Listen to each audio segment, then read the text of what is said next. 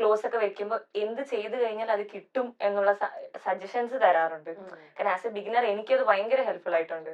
So അങ്ങനെ എല്ലാ പാട്ടിലും ആളുടെ കോൺട്രിബ്യൂഷൻ ഉണ്ടായിട്ടുണ്ട്. യൂഷ്വലി അങ്ങനെ സിനിമാറ്റോഗ്രാഫി ഇതൊന്നും ആ വിഷ്ണു പറഞ്ഞിട്ടില്ലല്ലോ.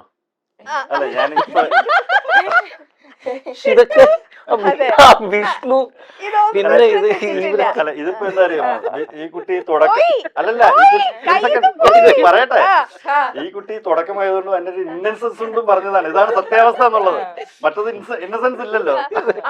അതും കേക്കണ്ട വിഷ്ണു. പ്രൊഡ്യൂസർ അഭിനയിച്ച് പല തെറ്റുകളുണ്ടായി, അതൊന്ന് ചൂണ്ടിക്കാണിച്ചെടുക്കാനായിട്ട്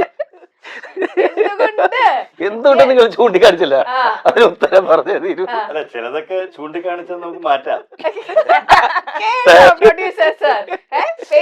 ഫുൾ പോയിട്ടുണ്ടല്ലേ.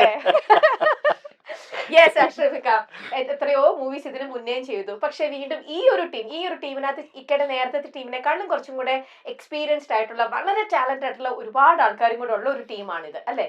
ഈ ഒരു ടീമിലേക്ക് വന്നപ്പോ എങ്ങനെ ഉണ്ടായിരുന്നു ഇവരെയൊക്കെ മാനേജ് ചെയ്യാൻ? ഇങ്ങനെയും സിനിമ ഇങ്ങനെ സിനിമ ചെയ്യാമെന്ന് ഇങ്ങനെ സിനിമ